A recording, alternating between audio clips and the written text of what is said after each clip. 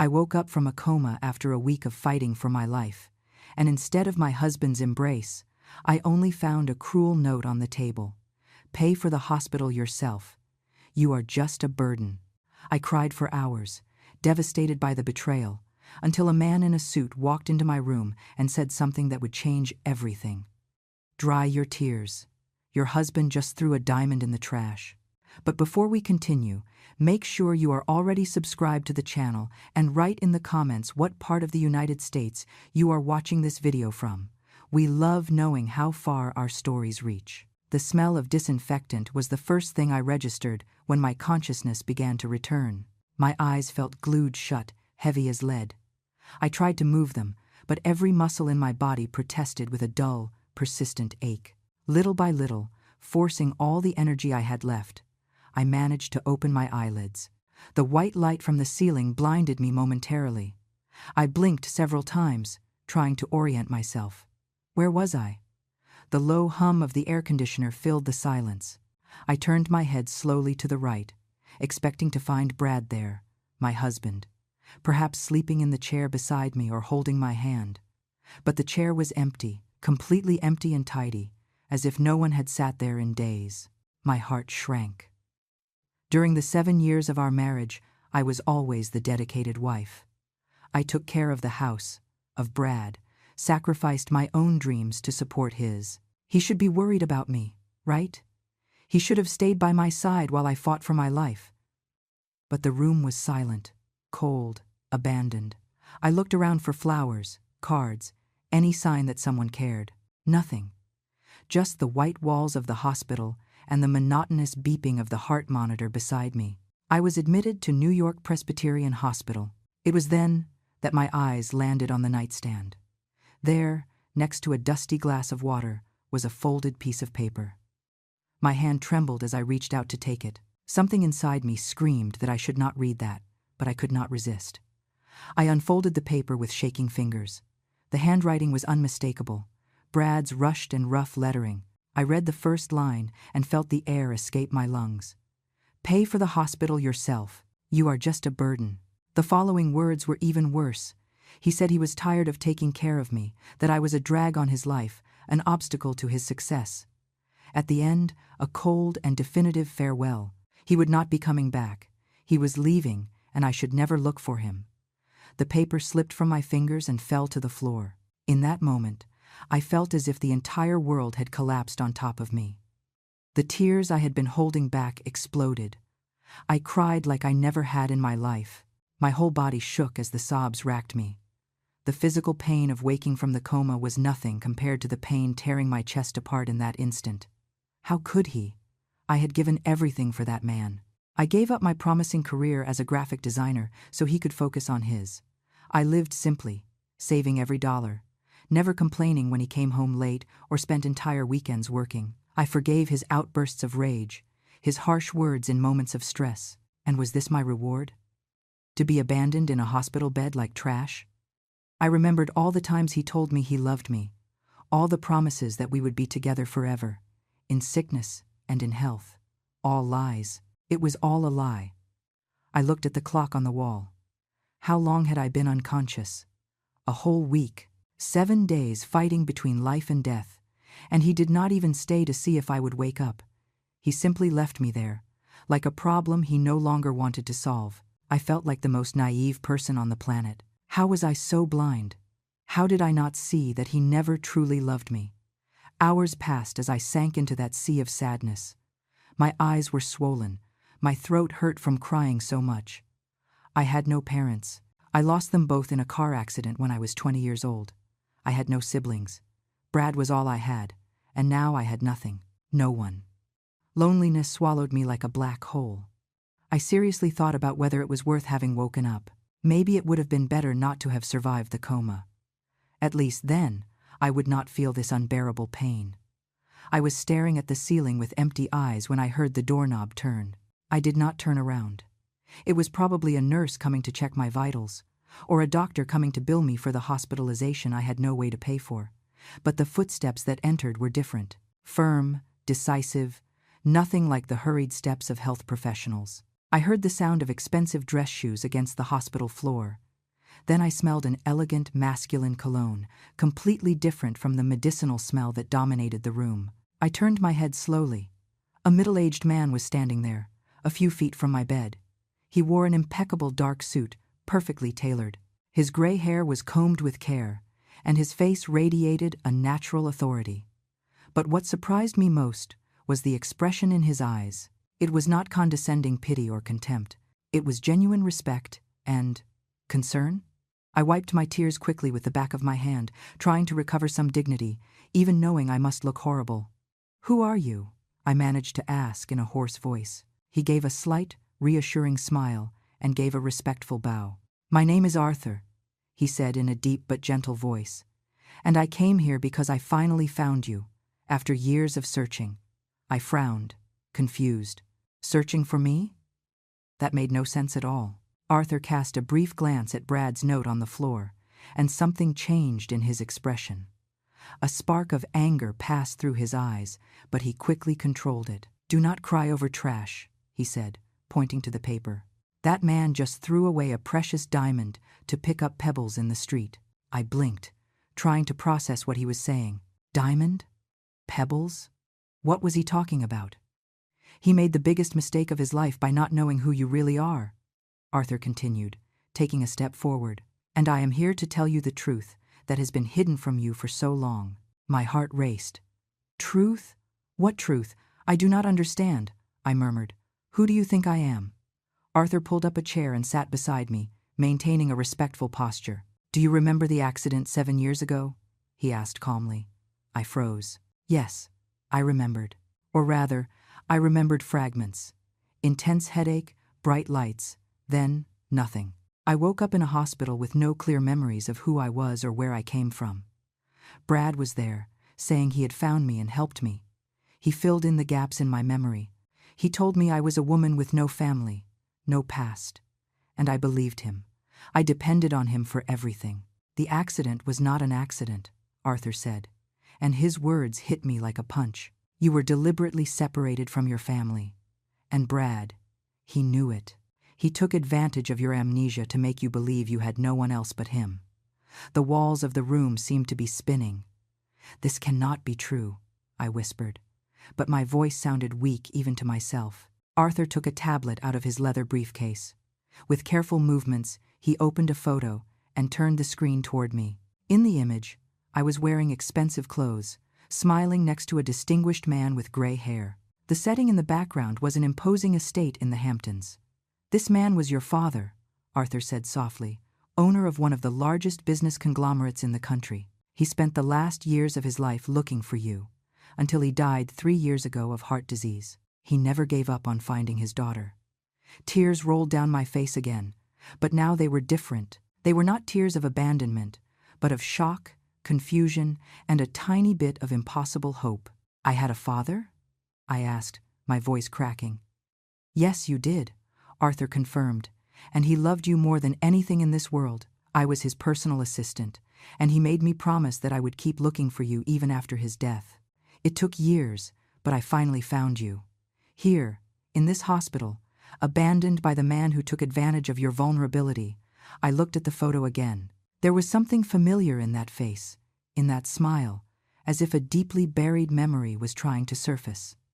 "If this is true," I began, barely managing to form the words, "if I really am that person, why would Brad do this?"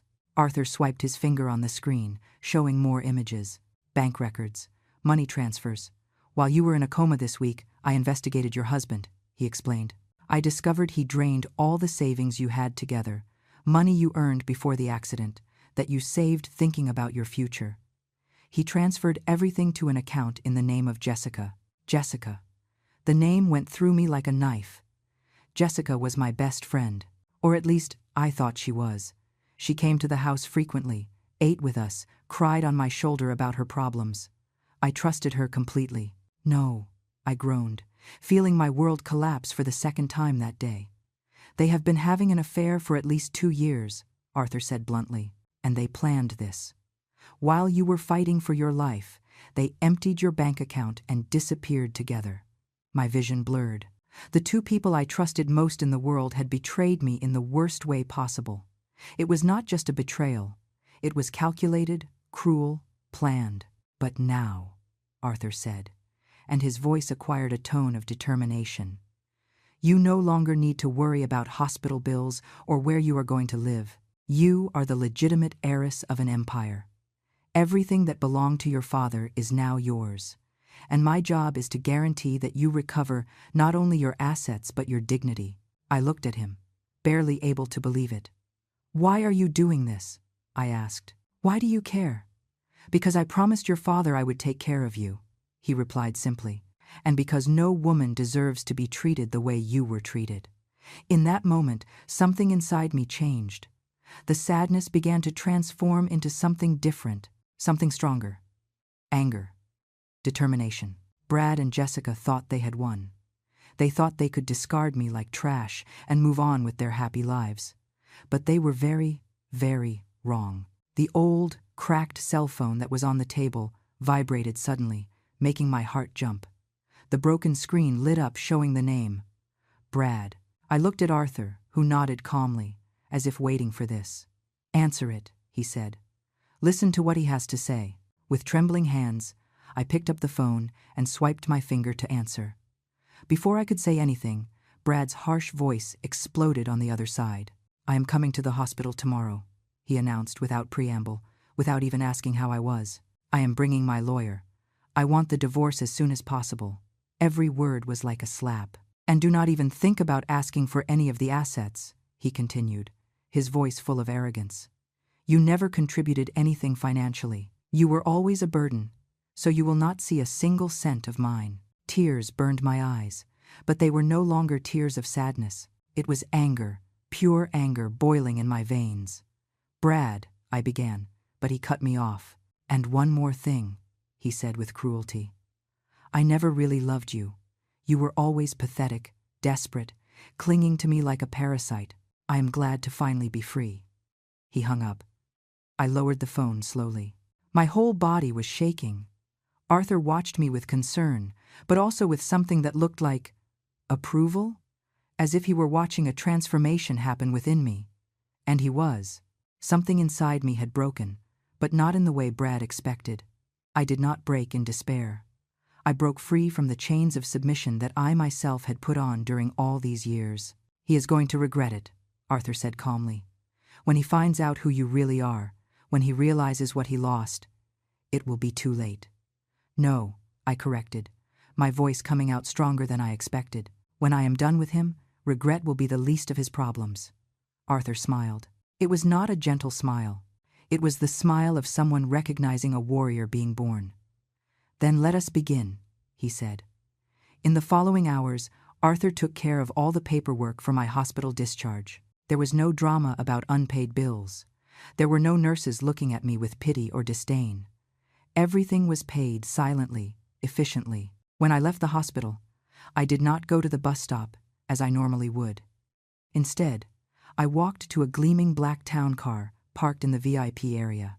A uniformed chauffeur got out and opened the back door for me, bowing respectfully. I got into the car, feeling the soft leather under my hands, breathing the fresh air conditioning that smelled vaguely of expensive perfume.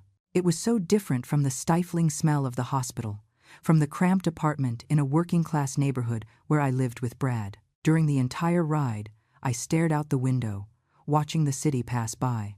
I watched the people on the street, remembering how I used to be one of them, struggling, saving, sacrificing everything for a man who never valued me. The car entered a neighborhood that I only knew from magazines and TV shows. Huge mansions hidden behind high walls and iron gates. When we arrived at my destination, the gates opened automatically. I held my breath.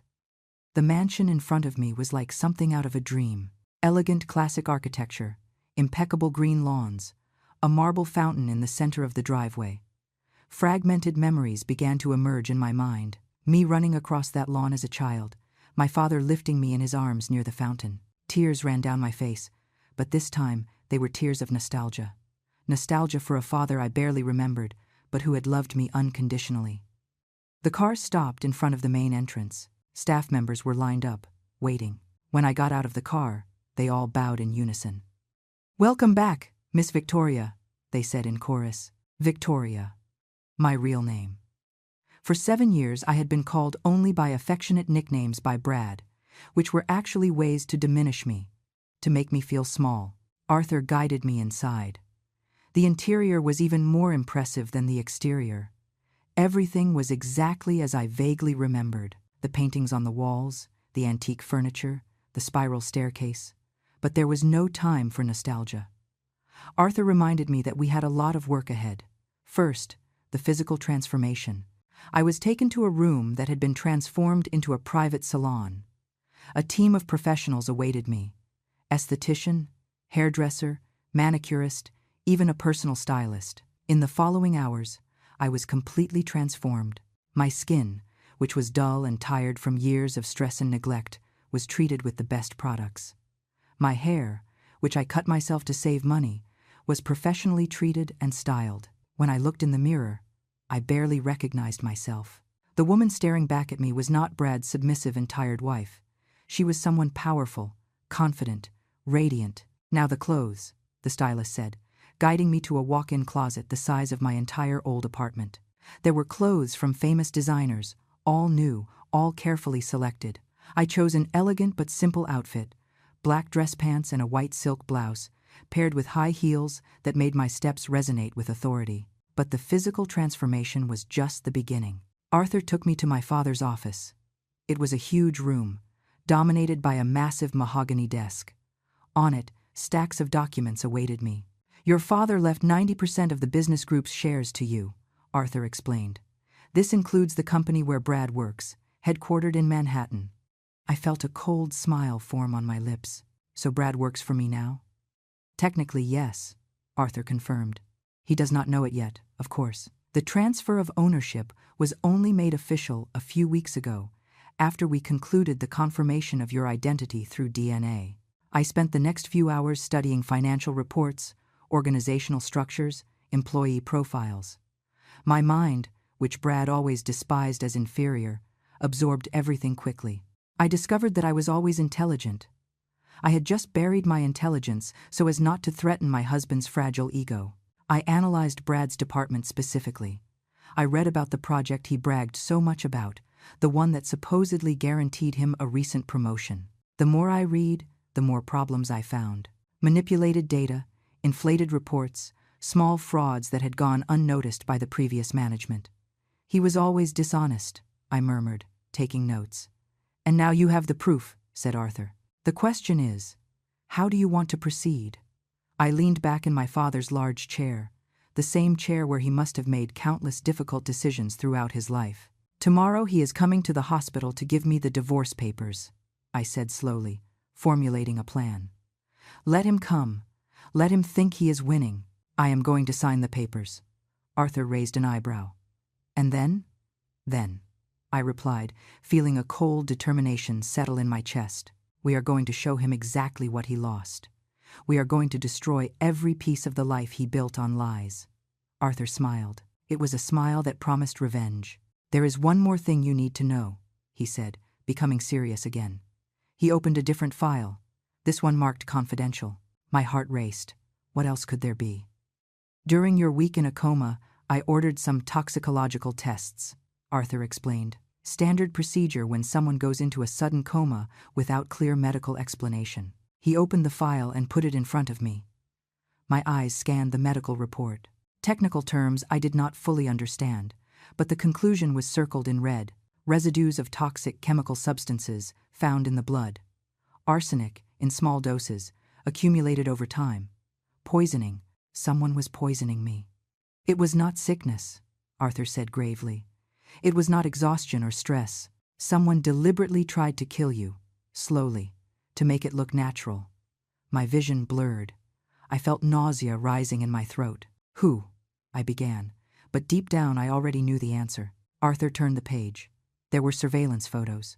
Jessica, my supposed best friend, buying something in a shady market. More photos showed jars of dangerous chemicals found in the trash of her apartment. And then, the final evidence. Footage from security cameras I did not even know existed in my own apartment. Brad pouring white powder into my tea every night. Jessica doing the same when she came to visit me. They were killing me. Together. Systematically. Why? I whispered. Although the question seemed foolish, I knew why. Money. Arthur replied simply. Brad took out a life insurance policy in your name 6 months ago. The beneficiary is him. If you died of apparently natural causes, he would receive $5 million. $5 million. That was the price of my life to him. I closed my eyes, feeling the anger burn stronger than ever. They almost succeeded, Arthur said softly. If you had stayed a few more days in that apartment, drinking what they gave you, you probably would not be here now. I opened my eyes. There were no more tears. Only cold and calculating determination. Keep that evidence safe, I ordered, my voice coming out firm and controlled. We are not going to the police yet. First, I am going to make them pay in other ways. Then, when they are completely destroyed, then I will hand everything over to the authorities. Revenge is a dish best served cold, Arthur commented. It is not revenge, I corrected. It is justice, and it is going to be served freezing. The next morning dawned clear and sunny, but I felt nothing but calculating coldness. I was back at the New York Presbyterian Hospital, in the same room where I had woken up from the coma. Arthur had arranged everything. The room was still reserved in my name, as if I had never left. I dressed on purpose in simple and worn clothes, the same ones I wore when I was Brad's submissive wife. I tied my hair in a messy bun. I wiped off any trace of makeup. I needed to look like the same pathetic woman he expected to find. Arthur was hidden behind a divider curtain, with a discreet camera already recording. We had agreed on every detail of the plan. At 10 in the morning, I heard footsteps in the hallway. My heart raced, but not from fear or anxiety. It was anticipation. The door opened abruptly, without knocking, without courtesy. Brad walked in with that arrogant expression I knew so well. But what made my blood boil was seeing Jessica walking in right behind him, her arm linked in his, as if it were the most natural thing in the world. She was wearing a purse I recognized immediately, a very expensive designer bag, the same one I had admired in a store window months ago, but would never buy because we were saving for the future. Apparently, my stolen money had bought that bag for her. I forced myself to lower my eyes, assuming the posture of the defeated wife they expected to see. Brad did not even ask how I was. He simply threw a red folder onto my lap. Divorce papers, he announced without ceremony. Sign now. I do not have all day. I opened the folder with intentionally trembling hands. I read the unfair clauses. I renounced everything. I would not ask for alimony. I would assume all the debts. It was absurd, but perfect for my purposes. Is there no second chance for us? I asked with a weak voice, playing my role perfectly. Brad laughed. It was a cruel, mocking laugh. Second chance? He repeated, as if it were the funniest joke he had ever heard. For what? To keep carrying a burden?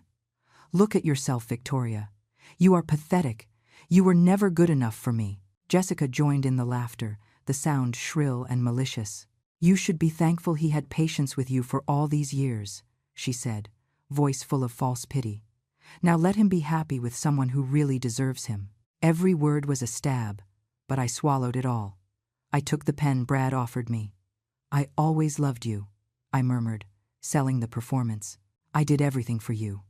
And that was never enough, he replied coldly. Now, sign this garbage already. I signed. Every stroke of my signature was a silent promise of revenge. Brad snatched the folder from my hands as soon as I finished, as if he were afraid I would change my mind. His face lit up with satisfaction. He even had the audacity to kiss Jessica right there, in front of me, as if I were invisible. Done, he said, turning to me one last time. Now we are strangers. Do not look for me. Do not show up at my job. Do not ask for money. I want you out of my life forever. I kept my head down, hiding the cold smile that threatened to appear on my lips. Just remind me of one thing, Brad, I said quietly, when they were almost at the door. It was you who asked for me to leave. It was you who sent me away. Remember that when you come begging me to come back. He stopped for a second, frowning as if surprised by my change of tone. But his arrogance overcame any suspicion. As if I were going to do that, he scoffed. Not in a million years would I get back with you. The door closed behind them. As soon as the sound of their footsteps disappeared down the hallway, Arthur came out from behind the curtain. The camera was still in his hand. "I captured everything," he said. "Every cruel word, every insult. This will be useful." "Great," I replied, already getting out of bed. The submissive posture vanished instantly, replaced by the strong woman I had become. Now the fun part begins. I changed clothes quickly, putting on one of the elegant outfits I had brought. Arthur helped me fix my hair and touch up my makeup. In 15 minutes, the transformation was complete. "Ready for your first day as CEO?" Arthur asked with a smile. "More than ready," I replied. The car took us directly to the company. It was an impressive skyscraper in the financial district of Manhattan. As we went up, Arthur explained the plan. I convened an emergency board meeting. We announced the change of ownership this morning, causing a general uproar. Brad must be completely unaware of what is happening. "Perfect," I murmured, feeling the adrenaline run through my veins. We arrived at the executive floor. Employees bowed as they saw me pass, although many clearly did not know who I was, yet. Arthur guided me to the main conference room, a huge room with glass walls that offered a panoramic view of the city. The board of directors was already gathered, everyone in their seats. There were also senior managers, major investors, and there, at the end of the table, unaware of what was to come, was Brad. He was smiling, proud, adjusting his tie. He probably thought he had been called to be praised for his work, maybe receive a bonus. Poor idiot. Everyone was seated with their backs to the entrance, waiting for the arrival of the new CEO. I signaled to Arthur, who nodded. "Ladies and gentlemen," Arthur announced loudly, "allow me to introduce the new owner and CEO of the company, Miss Victoria Vance." I walked into the room with firm steps, my high heels resonating on the marble floor. Everyone turned around. Brad's face went through 20 different expressions in 2 seconds. Confusion, disbelief, shock, horror. His mouth opened, but no sound came out. I walked to the head of the table, where the large CEO chair awaited me. I sat gracefully, crossing my legs, facing everyone present with calm and authority. "Good morning," I said, my voice filling the silent room. "For those who do not know me, I am Victoria Vance, sole heiress of the late William Vance, and now majority owner of this business group." Brad tried to stand up, his legs shaking so much he almost fell. This cannot be," he stammered. You are just what, Brad?" I asked, my voice cold as ice. "A pathetic woman? A burden? Were those the words you used less than an hour ago?" He went deadly pale. "Sit down," I ordered. "We have a lot to discuss." Brad fell back into the chair, in shock. The other board members watched me with curiosity and growing respect. "I have come to assume leadership of this company personally because I discovered several irregularities that need to be corrected immediately," I continued, looking directly at Brad. "And I am going to start with the projects department." I gestured to Arthur, who distributed folders to everyone present. Inside was all the evidence I had compiled the night before. The data manipulated by Brad, the small but consistent frauds, the falsified reports. These documents prove that the project manager, Brad Thompson, has systematically deceived this company for years, I declared, manipulating data to make his projects seem more successful than they really are, embezzling small amounts that he thought no one would notice. Brad tried to protest, but one of the directors silenced him with a stern look. "Furthermore," I continued, "I discovered that he violated the company's code of ethics in multiple ways, which brings me to my decision." I paused dramatically, letting the silence weigh on everyone. "Mr. Brad Thompson, you are fired from the position of project manager, effective immediately." "No!" Brad shouted, finally finding his voice. "You cannot do this. I worked for years at this company. I can and I am," I replied calmly. "But since I know you have no financial resources at the moment, I am going to offer 2 options. First, you can accept the termination and pay a fine of $5 million for breach of contract and misconduct." I saw Brad's face turn even whiter. He did not have $5 million. I knew it. He knew I knew it. "Or option 2, I continued, savoring every word. "You can accept a transfer to a position in the warehouse, minimum wage, and work to pay off your debt through salary deductions over the next few years." It was pure humiliation, and I loved every second. You have 30 seconds to decide, I said, looking at my expensive watch. Brad stared at me with hatred and desperation. But what choice did he have? Complete bankruptcy or prolonged humiliation? I accept the transfer, he murmured, defeated. Excellent, I said with a cold smile. Security will escort you to your new job post. Immediately, 2 security guards I had positioned outside entered. They took Brad by the arms, still in a state of shock, and dragged him out of the conference room under the gazes of all his former colleagues. The door closed. I took a deep breath, feeling profound satisfaction. It was just the beginning. But what a glorious beginning. Now, I said, turning my attention back to the rest of the board, let us discuss the improvements I intend to implement in this company. The meeting continued for 2 more hours. I presented my ideas. I heard the director's concerns. I answered questions. With every minute that passed, I felt their respect growing.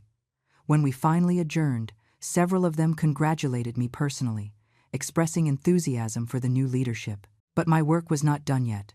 I still had to deal with Jessica. The warehouse in the basement of the building was a completely different world from the upper floors. There was no fresh air conditioning, soft carpets, or panoramic views of the city. Just stifling heat, dust floating under dim fluorescent lights, and the smell of cardboard and sweat. Through the building's security cameras, which I now had full access to, I watched Brad being handed over to the warehouse supervisor, a burly man named Big Mike, who, according to the records, had been reprimanded by Brad several times for insignificant issues in recent years. The irony was delicious. Brad was standing in the middle of the warehouse aisle, wearing his expensive suit that now looked completely out of place. The supervisor threw a worn work uniform at him. "Put this on," Big Mike ordered, with a smile that made it clear he was loving the situation. "And then I want you to move 500 boxes from Sector A to the loading dock before lunch. If you do not finish, you do not rest." I watched Brad try to protest, saying that was manual labor, that he had a college degree, but Big Mike just laughed and reminded him that now his status was that of a loader, and that he had to do what he was told or report directly to the CEO. Upon hearing my title, Brad paled and stopped complaining. I turned off the monitor, satisfied. He would spend the next few days, probably months, doing heavy manual labor, feeling every muscle ache, understanding what it really means to work hard. But my revenge was not complete. There was still Jessica. 2 hours later, there was a commotion in the building's lobby. My secretary informed me that a woman was causing a scene, screaming my name, demanding to see me. I smiled. Perfect. I asked security not to remove her yet. I wanted everyone to see what was about to happen. I went down to the lobby, accompanied by Arthur and several executives. The elevator opened, revealing a chaotic scene. Jessica was in the center of the lobby, wearing expensive but already rumpled clothes, screaming that I was an evil woman who had destroyed her and Brad's lives unfairly. She was trying to play the victim for the growing crowd of employees and visitors. When she saw me, she tried to run in my direction, but security guards stopped her. "How dare you do this to us?" she screamed, voice hysterical. "You do not have the right." Brad worked hard at this company. I approached calmly, my steps resonating in the tense silence that had taken over the lobby. I stopped a few feet from her.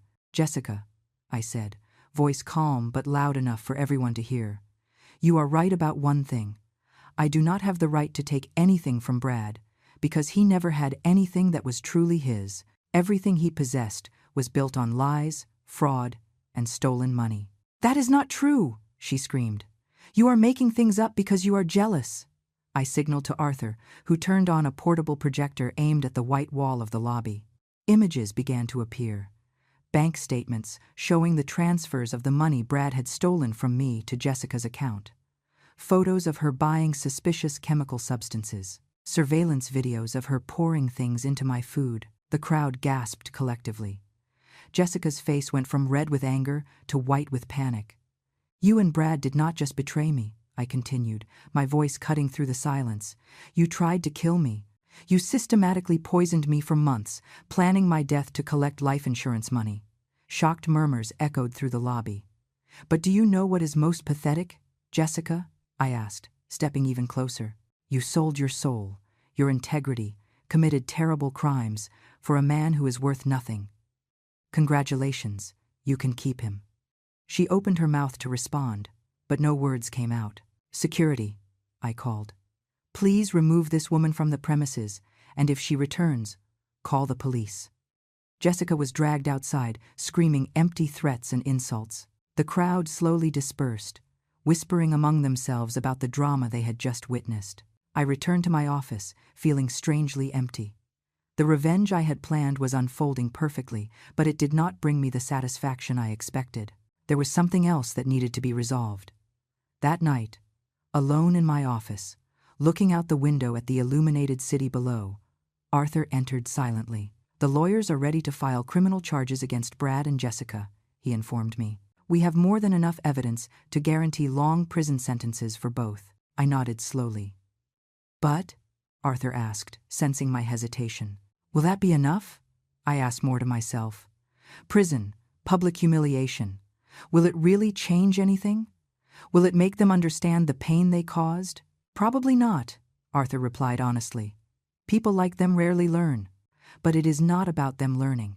It is about justice, and about you moving on." He was right. I knew he was right. "There is one more thing you need to know," Arthur said, placing another folder on my desk. "Information that arrived today." I opened the folder. Inside were documents showing that Jessica was pregnant. By Brad, presumably. My stomach turned. "She is trying to use this as a way to get money out of him," Arthur explained. "But, considering Brad's current financial situation, they are having a child," I murmured, feeling a strange twinge in my chest. It was not jealousy. It was pity? For the innocent child who would be born to two selfish criminals? "What do you want to do with this information?" Arthur asked. I closed the folder decisively. "Nothing," I replied. "This child is not to blame for the sins of her parents. Let them deal with the consequences of their own choices. My focus now needs to be on moving forward, not staying trapped in the past." Arthur smiled, proud. "I knew you would say that," he commented. "You are a much better person than they could ever be." In the following days, I put the final phase of my plan into motion. Not just destroying Brad and Jessica, but also building something positive from the chaos they had created in my life. I used part of my fortune to establish a foundation dedicated to helping women victims of domestic abuse and manipulation. Women who, like me, had been controlled, diminished, and betrayed by people who should love them. The foundation offered temporary shelter, legal assistance, professional training, and psychological support. I wanted to ensure that no other woman had to go through what I went through, feeling completely alone and without resources. The response was overwhelming. In a few weeks, dozens of women sought help. Every story I heard broke my heart, but also strengthened me. It confirmed that I was doing the right thing. Meanwhile, the criminal investigation against Brad and Jessica was advancing. The evidence was undeniable: attempted murder, insurance fraud, theft. The list of charges was long. 3 months after waking from the coma, I received the news I was waiting for. Brad and Jessica had been formally charged. The preliminary hearing was set. They were detained at the state penitentiary. I decided to attend personally. The court was full that day. Journalists, curious onlookers, some company employees who wanted to see the final downfall of the man who used to be so arrogant. When Brad was brought in, handcuffed, I barely recognized him. He had lost a drastic amount of weight. His eyes were sunken, surrounded by dark circles. The work in the warehouse and the stress of the criminal investigation had taken their toll. He saw me in the audience, and our eyes met for a brief moment. I saw in them something I never thought I would see: genuine regret. But it was too late. Jessica was brought in next, also handcuffed. She looked equally shattered, her belly already showing signs of pregnancy. The district attorney presented the evidence methodically: the surveillance videos showing the poisoning, the bank records proving the theft. Everything was there, indisputable. The defense lawyers tried to argue that there were mitigating circumstances, that Brad was under financial pressure, that Jessica had been manipulated. But no argument could erase the deliberate cruelty of their actions. The judge, a severe middle-aged woman, heard everything with an impassive expression. When it came time for her preliminary decision, she had no mercy. Premeditated attempted murder is one of the most serious crimes in our penal code, she declared, especially when committed against someone who trusted the defendants. The case will go to a jury trial, and I recommend that both remain detained without bail until the trial. Brad collapsed. He literally fell to his knees, sobbing. Jessica screamed, protesting, but was quickly silenced by the guards. As they were taken away, I stood up to leave. I felt no triumph or joy, just closure. A terrible chapter of my life was finally being closed. In the courthouse hallway, a journalist tried to interview me. "Mrs. Vance, how do you feel seeing your ex-husband and ex-best friend being accused of trying to kill you?" I stopped, considering the question carefully. "I feel free," I replied honestly. Free from toxic people who pretended to be loved ones, free to live my life on my own terms, and determined to use my experience to help others who are going through similar situations. "And what about forgiveness?" the journalist insisted. "Will you ever be able to forgive them?" I smiled sadly. "Forgiveness does not mean forgetting or allowing them to escape the consequences of their actions," I replied. "It means not letting hate consume me. In that sense, I have already forgiven. But that does not change the fact that they need to pay for what they did." I left the courthouse with Arthur by my side, feeling the warm sun on my face. "Where to now?" he asked. "To the foundation," I replied. "We have a new class of women starting the vocational training program today. I want to be there to welcome them personally." As the car glided through traffic, I reflected on how my life had completely changed in a few months. From a submissive and manipulated wife to a powerful CEO and defender of vulnerable women. Brad and Jessica had tried to destroy me, but in the process, they ended up setting me free. They forced me to discover who I really was. The strength that was always inside me, but that I had buried to please other people. Because of that, in a strange way, I was even grateful to them. Not for the crimes, of course, but for inadvertently giving me the chance to be reborn. 6 months after the preliminary hearing, the trial finally began. I was sitting in the front row of the public gallery, wearing an elegant but sober suit. I did not want to look vengeful or triumphant. I was there simply as a victim seeking justice. The jury had been carefully selected. 12 ordinary citizens who now held the fate of Brad and Jessica in their hands. For 3 weeks they heard testimony, saw evidence, debated amongst themselves. I was called to testify on the 5th day. As I walked to the witness stand, I felt every eye on me. Brad was sitting at the defense table, head down, unable to look me in the eye. Jessica was crying silently, holding her already large belly. I swore to tell the truth and sat down. The DA guided me through my testimony with carefully crafted questions. I told about my marriage to Brad, how I had been a dedicated wife, about my supposed friendship with Jessica, how I trusted her completely, about how I began to feel increasingly sick, without understanding why. "And when you woke up from the coma," the DA asked, "what did you find?" "A note," I replied, my voice steady despite the emotion I felt reliving that moment, saying to pay for the hospital myself, that I was just a burden. A murmur ran through the courtroom. "And how did that make you feel?" "Devastated," I admitted. "Completely devastated. I thought I had lost everything. My husband, my friend, my life. I did not know yet that they had literally tried to take my life." Brad's defense attorney tried to discredit me during cross-examination, suggesting that I was exaggerating my symptoms, that perhaps the toxic substances in my blood came from another source. But the evidence was too strong. The surveillance videos were particularly devastating. When they were shown to the jury, Brad pouring poison into my drink night after night, Jessica doing the same when she visited me, several jurors visibly recoiled, horrified. Medical experts testified about the effects of arsenic on the human body, how the doses I had received were calculated to kill slowly over months, making it look like a natural illness. An insurance investigator testified about the policy Brad had secretly taken out in my name and how he would be the sole beneficiary if I died. With each day of the trial, the prosecution's case grew stronger. The defense tried to argue that Brad was under extreme financial pressure, that Jessica was coerced by him. But the videos showed both acting willingly, even laughing while planning my death. On the last day of testimony, Jessica asked to speak in her own defense. Against her lawyer's advice, she took the stand. With tears streaming down her face, she admitted everything. She said she regretted it, that she didn't know what she was getting into, that Brad had convinced her I would never find out. I was an idiot, she sobbed. I destroyed my life, my reputation, everything, for a man who is worth nothing, and now my child is going to be born with a criminal mother. It was a dramatic moment, but also pathetic. She was trying to gain sympathy from the jury with the pregnancy, but it was too obvious. Brad did not testify. His lawyer wisely decided to keep him quiet, knowing that anything he said would only make things worse. During closing arguments, the prosecutor was ruthless. "Ladies and gentlemen of the jury," he said, pointing to Brad and Jessica, "you saw the evidence. You saw the videos. You heard the expert's testimony. These two individuals, people the victim loved and trusted completely, deliberately tried to kill her out of greed, for money.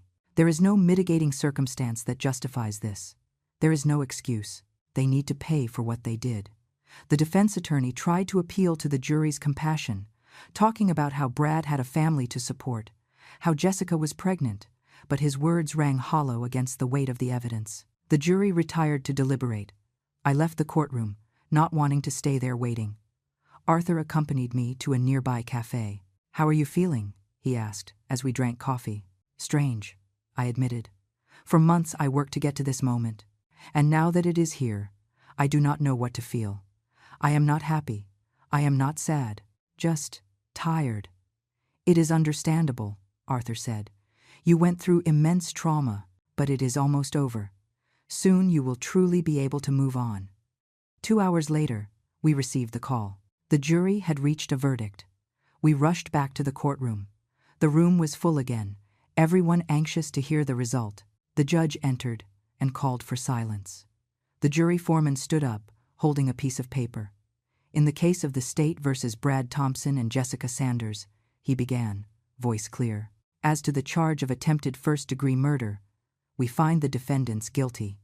Brad collapsed onto the table, burying his face in his hands. Jessica screamed, protesting, but was quickly comforted by her lawyer.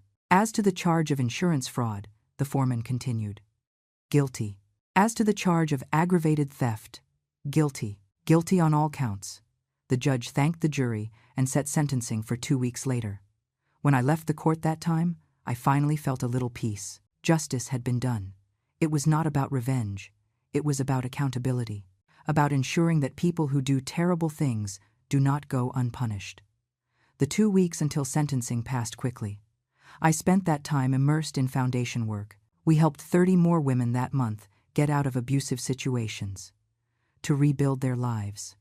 Every woman I helped was a victory, proof that something good could come even from the most horrible experience. When the day of sentencing arrived, I attended again.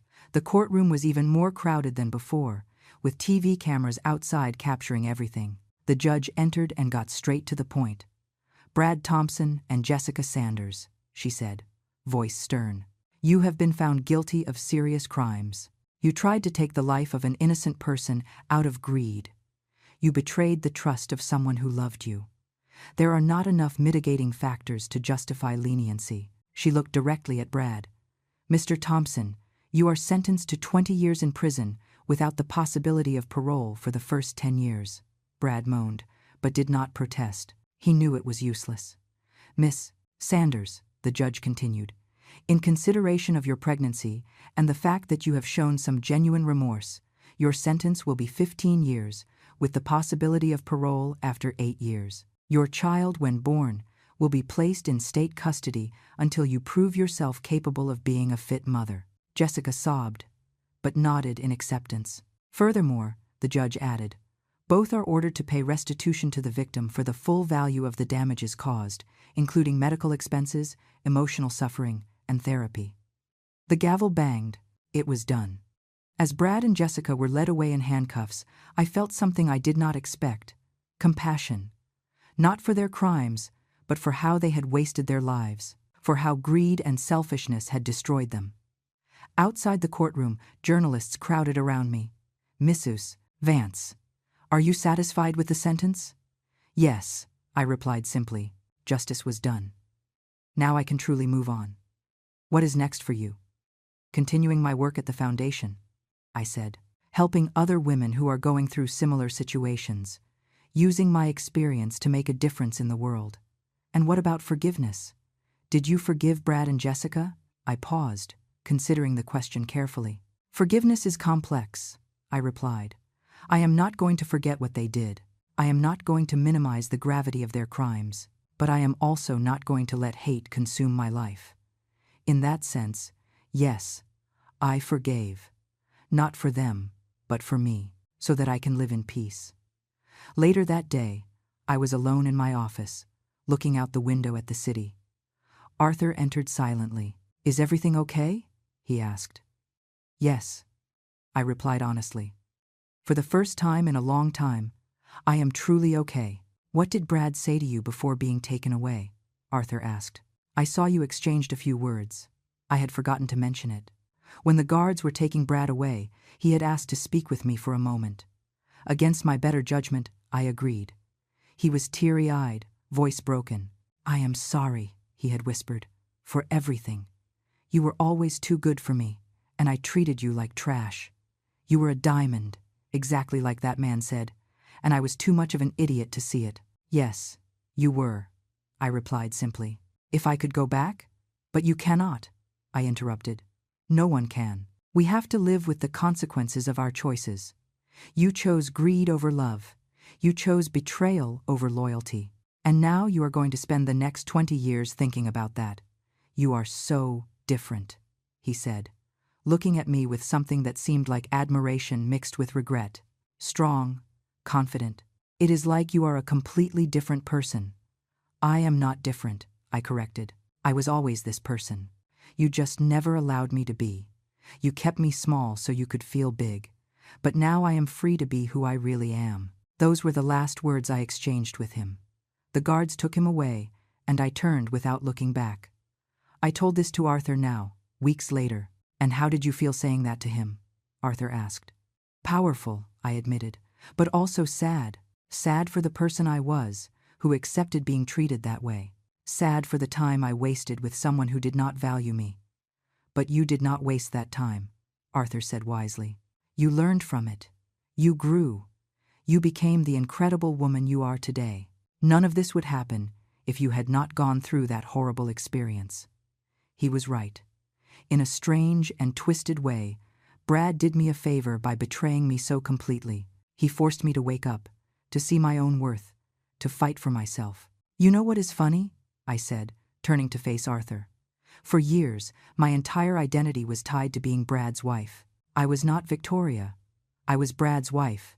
And now that I am no longer that, I discovered who Victoria really is, and she is much better than I ever imagined. Arthur smiled, proud. Your father would be very proud of you, he said softly. Those words moved me more than I expected. Tears filled my eyes. Do you think so? I am sure, Arthur replied. He always said you had a strong spirit, even as a child. That when you grew up, you would be a force for good in the world. And he was right. The months following Brad and Jessica's sentencing were transformative. I immersed myself completely in the Foundation's work, expanding our services to 3 different cities. We were helping hundreds of women now, offering not only temporary shelter, but also real vocational training, competent legal assistance, and perhaps most importantly, a community of support.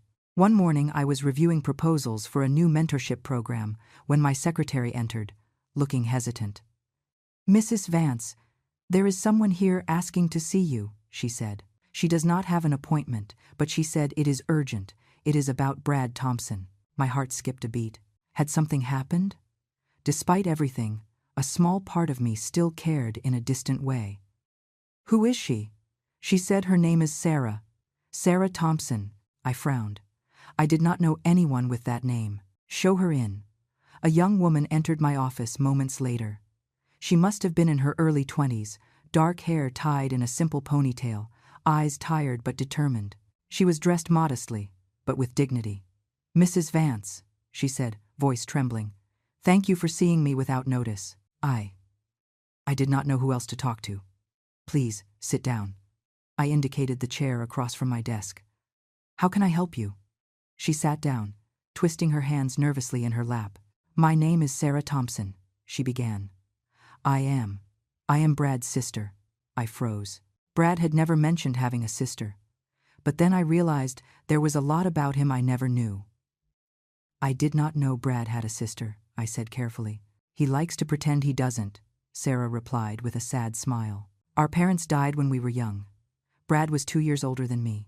He got a scholarship to college and basically abandoned me. He said I held him back, that he had bigger ambitions than taking care of a little sister. My heart tightened. Was this so typically Brad? I am sorry, I said sincerely.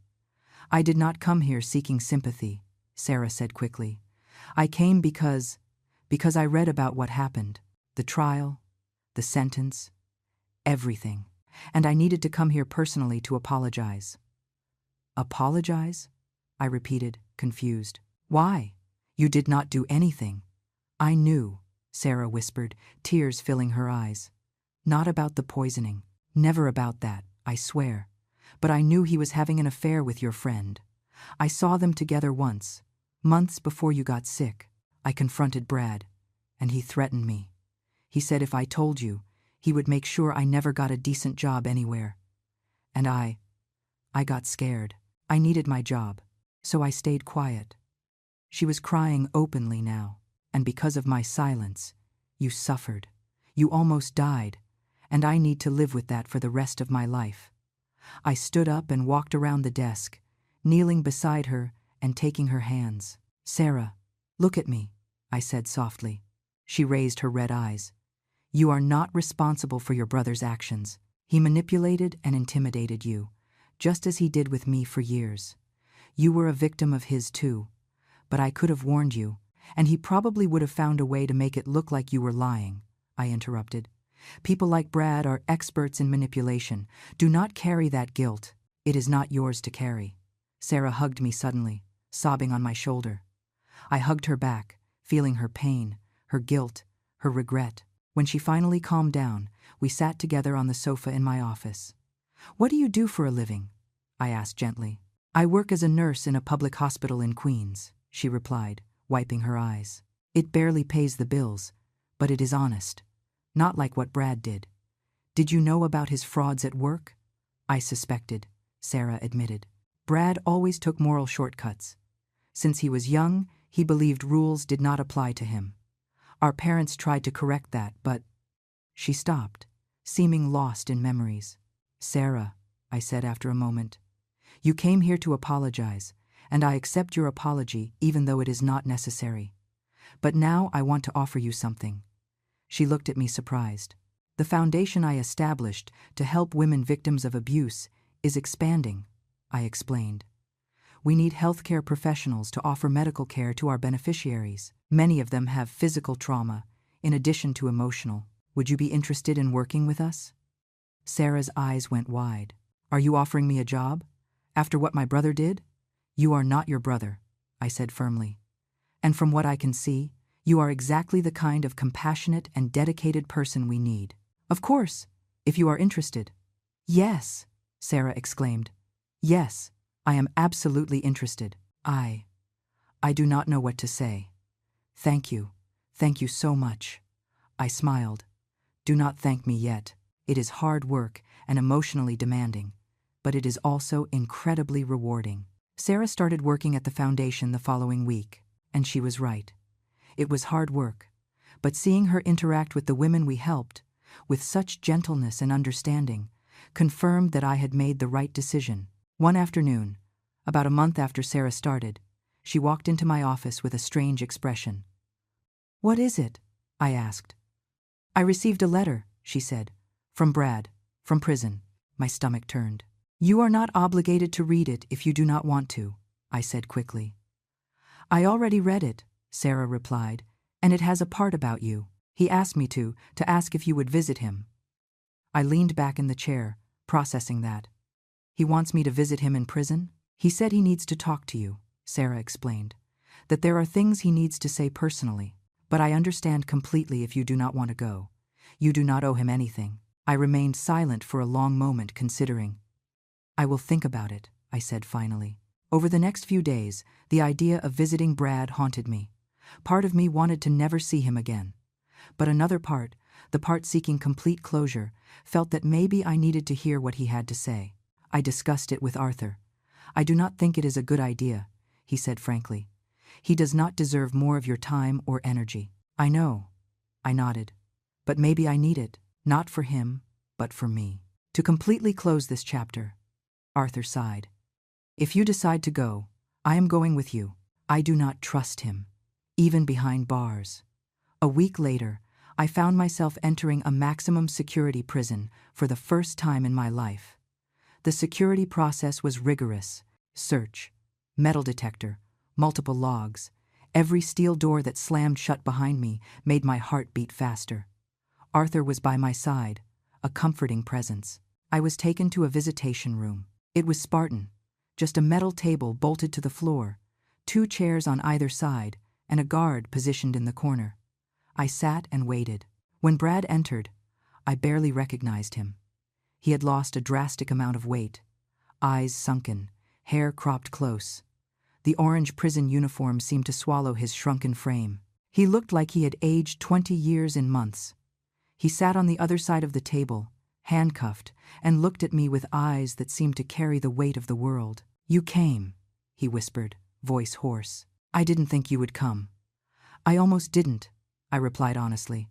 Why did you ask me to come here, Brad? He lowered his gaze to his handcuffed hands on the table. Because I need you to know the truth, the whole truth. I already know the truth, I said coldly. I saw it on the videos, I heard it at the trial. Not all of it, he insisted. There are things I never said, things that I need to get off my chest before they consume me. I crossed my arms. I am listening. Brad took a deep breath, as if gathering courage. When I met you, he began. After that accident, I already knew who you were. I knew you were Victoria Vance, heiress to a fortune. And that was exactly why I approached you. The words fell like bombs, but I kept my expression neutral. Go on. I worked at your company, he explained. I knew the story of how the owner's daughter had disappeared years earlier. When I saw you in the hospital, confused, without memories, I recognized you from old photos. And I saw an opportunity. My jaw clenched, but I forced myself to keep listening. My original plan was to marry you, wait for you to recover your memory or be found by the family, and then divorce you, taking half the fortune, Brad continued, voice growing weaker. But as the years went by, and no one found you, I realized you would never recover your memory completely. And then the plan changed. To kill me, I finished, voice flat. Yes, he admitted, tears streaming down his face. But I want you to know, in the beginning, before everything got so twisted, there were moments when I really cared about you. You were so sweet, so dedicated. You had a purity I had never known before. But it wasn't enough to overcome your greed, I said. No, he nodded miserably. And that turns me into the monster I am. Victoria, you didn't deserve any of what I did. Nothing. You gave me unconditional love, and I repaid it with betrayal and attempted murder. Why are you telling me this now? I asked. Seeking forgiveness? Redemption? No, he replied, shaking his head. I know I deserve neither. I am telling you because you deserve to know that none of this was your fault. You always questioned yourself. I know. You questioned if you weren't enough of a wife, if you could have done something different. And I need you to know there was nothing you could do. I was rotten from the start. I stayed silent, processing his words. And Jessica? I asked finally. Did she know from the beginning too? No, Brad said. Jessica genuinely was your friend, initially. But I seduced her. I manipulated her. I exploited her financial insecurity, her own ambitions. When I suggested the plan to poison you, she resisted at first. But I convinced her. I said you would never know, that it would be quick, painless. I lied to her too. That does not absolve her, I said firmly. No, Brad nodded. It does not absolve. She made terrible choices, just like me, and we are both paying for that. He looked around the grim visitation room. 20 years here, he murmured. 20 years to think about how I threw away the only good thing I ever had in life. You were my diamond, exactly like that man said, and I traded you for worthless stones. Yes, you traded, I agreed without pity. And now you have to live with that. I know, he said, and I will. But before you go, I need to say one last thing. I waited. Thank you, he said, voice cracking, for being the incredible person you are, for using your pain to help others through the foundation. Sarah told me about your work there, about how you treated her with kindness, even being my sister. You took the most horrible thing that ever happened to you and transformed it into something beautiful. That is more than I could ever do. I stood up, signaling that the visit was over. Goodbye, Brad, I said. I hope you find some form of peace here, not for you, but because carrying hate and remorse for the rest of life benefits no one. Did you forgive me? He asked suddenly, desperate. Even just a little? I stopped at the door, considering. I forgave enough to move on with my life, I replied. But I will never forget, and I will never pretend that what you did was anything less than the horror it truly was. I left without looking back. On the way back, Arthur asked how I was. Surprisingly well, I replied. Hearing him admit everything, take complete responsibility, somehow freed me from any remaining doubt or guilt. It wasn't anything I did. It was all him. You are a remarkable woman, Victoria, Arthur said. Stronger than anyone I have ever met. I smiled, looking out the window at the city out there. I wasn't strong before, I said, but I became so, and I am not going to waste that strength. 1 year after the trial, the foundation was flourishing beyond my most optimistic expectations. We had expanded to 6 cities, helping more than 500 women a month, and our success rate women who managed to rebuild their lives and become self-sufficient was impressive. I was in the office one Friday afternoon, reviewing the quarterly numbers, when Sarah knocked on my door. Come in, I called, smiling when I saw her. She had become not only a valuable employee but a true friend. There is someone here who would like to meet you, Sarah said, looking excited.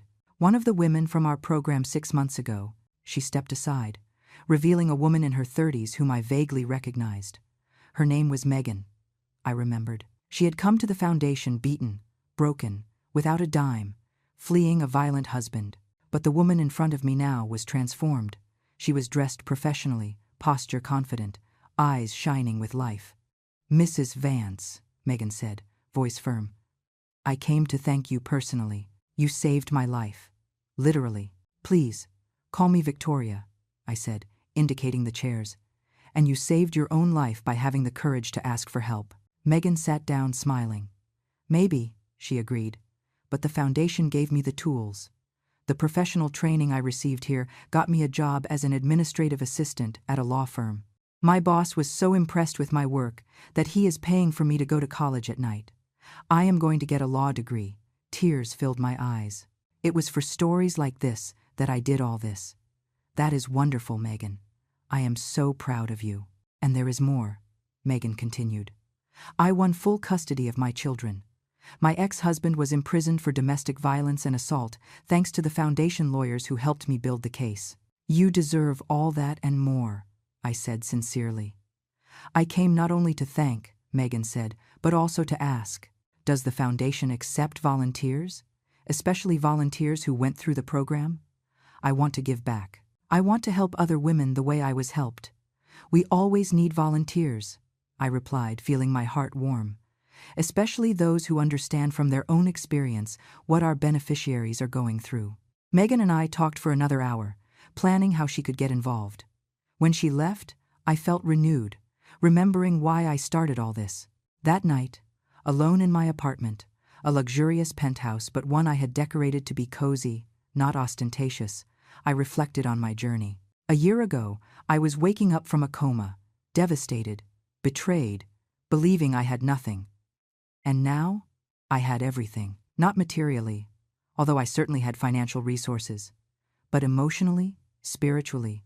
I had purpose, I had true friends, I had self-respect. My phone rang. It was a message from Sarah. Jessica went into labor. Thought you would like to know. I looked at the message for a long time. Jessica was about to be a mother, even while in prison. Her daughter would be taken from her at birth, placed in temporary state custody until she proved herself capable of being a fit mother. It was sad, but they were the consequences of her choices, I replied to Sarah. Thank you for letting me know. I hope the delivery goes well and the baby is healthy. Because in the end, the child was innocent. She was not to blame for the sins of her parents. A few days later, I received another message from Sarah. Jessica had given birth to a healthy girl. The child was being cared for in a foster institution until Jessica's situation was reevaluated.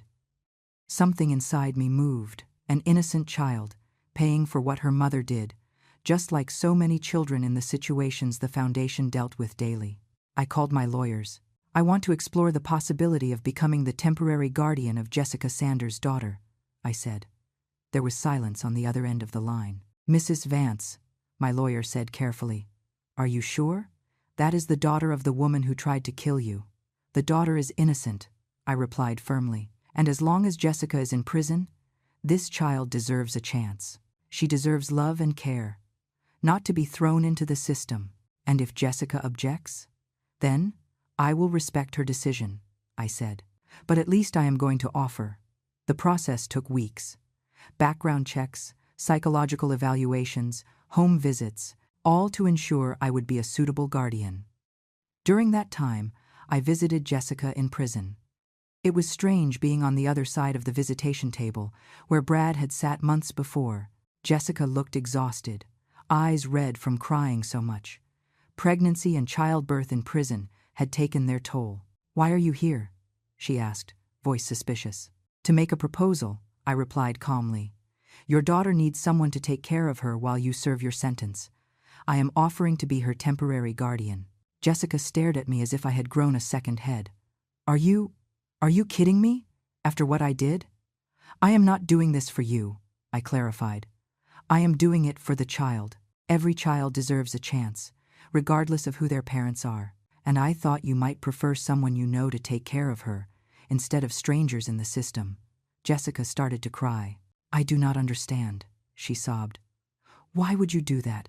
How can you be so good after everything? I am not good, I corrected. I am just someone who believes the cycle of pain has to stop somewhere. Your daughter is not to blame. She deserves better. If you do this, Jessica said between sobs, I promise I will do everything to be a better mother when I get out of here. I will do therapy. I will change. I will. Jessica, I interrupted gently, do not promise anything now. Just focus on serving your sentence, on working on yourself. We will see the rest at the right time. 2 months later, after endless approvals and paperwork, a social worker appeared at my door holding a tiny baby wrapped in a pink blanket. Mrs. Vance, she said. This is Lily, Jessica Sanders' daughter. I took the baby in my arms, looking at that perfect and innocent face. Lily looked back at me with big, curious eyes, and my heart melted. Welcome home, Lily, I whispered. The following months were the most challenging and rewarding of my life. Taking care of a baby while managing a company and a foundation was not easy, but I hired a wonderful nanny to help, and Sarah was a dedicated adoptive aunt. Seeing Lily grow, learn, smile was magical. She was a constant reminder that good can come even from the most horrible situations. I visited Jessica once a month in prison, bringing photos and videos of Lily. Jessica always cried. She always thanked me. She always swore she would be better. Only time would tell if she would keep those promises. 2 years passed. The foundation continued to grow. We had helped thousands of women now, each with their story of survival and triumph. Lily was 2 years old, a happy and chatty little girl who lit up every day. Jessica had progressed well in prison, participating in all available rehabilitation programs, working hard to prove she deserved a second chance. And I had finally found true peace. It was not the peace of a life without problems. There were still daily challenges, both personal and professional. But it was the peace of knowing who I was, what I was worth, what I could offer the world. One afternoon I was sitting in the park with Lily, watching her play on the slide, when my phone rang. It was an unknown number. Hello? "Mrs. Vance," said a formal male voice. "This is from the state penitentiary." Brad Thompson asked to call. He is very sick. He does not have much time left. He is asking to see you one last time." My heart tightened. How much time? Doctors say maybe days. A week at most. I looked at Lily laughing happily on the slide, so full of life and joy. Then I thought about Brad, dying alone in a prison cell. "I am going to visit him tomorrow," I said. The next day, I entered that familiar prison again. But this time, I was taken to the infirmary, not the visitation room. Brad was lying on a narrow bed, connected to machines that beeped softly. He had lost even more weight, skin gray, eyes sunken. He looked 80 years old, not the 40-something he really was. I sat in the chair next to the bed. His eyes opened slowly. "You came," he whispered, voice weak. "I came," I confirmed. "Cancer," he explained. "Terminal stage. Ironically, my body is killing me the way I tried to kill you. Slowly, painfully. I am very sorry you are suffering," I said. And it was true. Even after everything, I did not wish anyone to suffer that way. "Do not be," he replied. "It is karma. Justice. I deserved it." We stayed in silence for a moment. "Lily is beautiful," he said suddenly. "Sarah showed me photos. You are taking care of the daughter of the woman who tried to kill you. Why? Because someone needs to break the cycle," I replied simply. "And Lily is innocent." Brad smiled weakly. "You were always better than any of us deserved," he murmured. "And I am going to die knowing I threw away the best thing I ever had." "Brad," I said softly, "have you forgiven yourself yet?" He looked at me surprised. "Forgive myself?" "Yes," I confirmed. "You regretted it. You took responsibility. You are paying for what you did. But did you forgive yourself?" Tears streamed from the corners of his eyes. "How can I, after everything I did? Because carrying that hate for yourself in the last moments of your life only hurts you more," I said. "You cannot change the past, but you can choose how you face the end." "Did you forgive me?" he asked, voice cracking. "Even just a little?" I thought carefully before answering. "Yes," I said finally. "I forgave. It does not mean I forgot, or that what you did was acceptable, but it means I do not carry anger or hate anymore. You are a broken man who made terrible choices, and you are paying the ultimate price for those choices.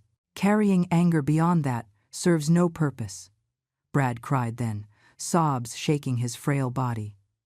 "Thank you," he whispered. "Thank you for being the person you are, for giving me more than I ever deserved." I held his trembling hand until he fell asleep, exhausted. Brad Thompson died 3 days later. Sarah called me with the news, her own voice full of conflicted tears. Mourning for a brother she loved despite everything, mixed with anger for what he had become. I attended the funeral. It was small, just Sarah, me, and a few distant acquaintances.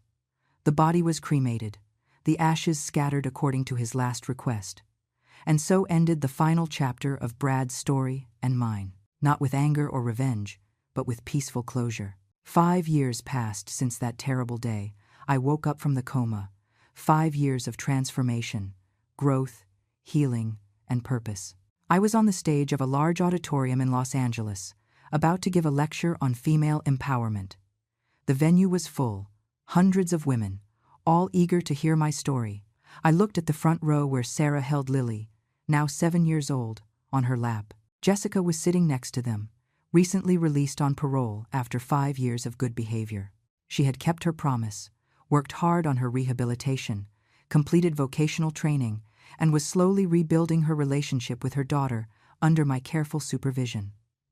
It wasn't easy. Jessica still had difficult days, moments when the weight of her choices crushed her, but she was genuinely trying to be better. I took a deep breath and began my speech. 5 years ago, I began. I woke up from a coma to discover I had been abandoned by the man I swore to love until death. I found a note telling me to pay my own hospital bills, that I was just a burden. In that moment, I felt like my life was over, that I had nothing. I paused, letting the words settle, but I was wrong. Actually, that was the beginning of my true life. Because only when I lost everything I thought was important, my marriage, my supposed best friend, my identity as a wife, did I discover who I really was. I told my story. Not all the sordid details, but enough. The poisoning, the betrayal, the discovery of my true identity, the revenge I sought, and the justice I found. But the most important part of the story, I continued, is not about revenge or justice. It is about what I chose to do after. It is about taking the deepest pain and transforming it into purpose. I talked about the foundation, about the thousands of women we helped, about women like Megan, who came in broken and came out strong, about women who discovered they had worth, power, capacity, far beyond what any abuser told them. And I spoke about forgiveness, I said, my voice becoming softer. Not the kind of forgiveness that forgets or minimizes, but the forgiveness that liberates, that allows you to move on without carrying the weight of hate.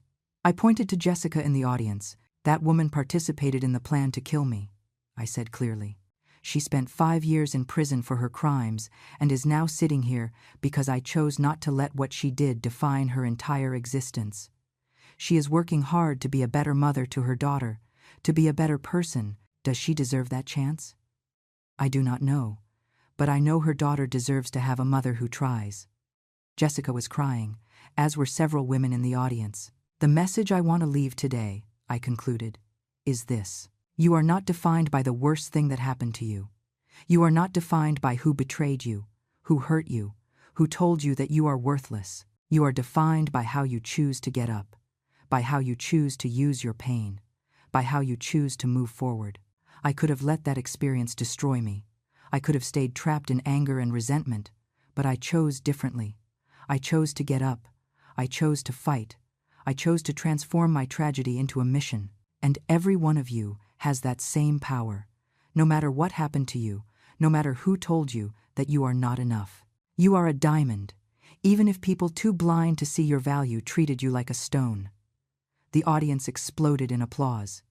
Women stood up, some crying, some smiling, all clearly moved. After the lecture, dozens of women sought me out.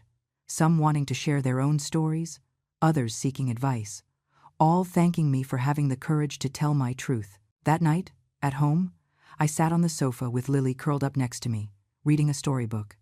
Sarah was making tea in the kitchen. Jessica had gone to her own small but dignified apartment, where she was rebuilding her life. "Aunt Victoria?" said Lily, looking up with her big, curious eyes. "Yes? My love, are you happy?" The question surprised me in its simplicity. "Yes, Lily," I replied sincerely. "I am very happy." "Good," she said, smiling. "Because you deserve to be happy. You are the best person I know." I hugged her tight, feeling tears of gratitude in my eyes. Later, after putting Lily to bed, I went out onto the balcony of my apartment. The city shone below, millions of lives being lived, each with their own struggles and triumphs. My phone vibrated. It was a message from Arthur. "Your father would be incredibly proud of the woman you have become. And so am I." I smiled, feeling a deep peace settle over me. I thought about everything that had happened. The pain, the betrayal, the coma, the discovery, the revenge, the justice, the forgiveness, the healing, and I realized that every piece had been necessary. Every moment of pain had shaped me into the person I was now, stronger, wiser, more compassionate. Brad was right about one thing. I was a diamond, but not because I was born into a rich family or because I inherited a fortune.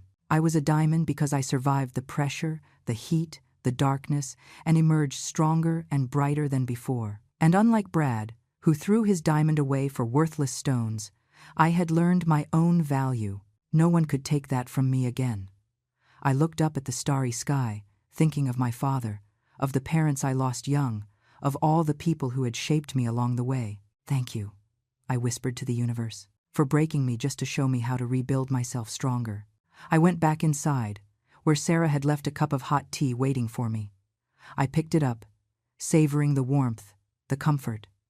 My journey had been painful, but in the end, it was worth it, because I discovered that true strength does not come from never falling. It comes from choosing to get up every time you fall. It comes from transforming your scars into wisdom, your pain into purpose. And that was a lesson I would carry for the rest of my life. Now, if you liked this story, click subscribe and tell me in the comments which part left you with your mouth open. Oh, and do not forget to become a member to have access to exclusive videos that I do not upload here. I will see you there.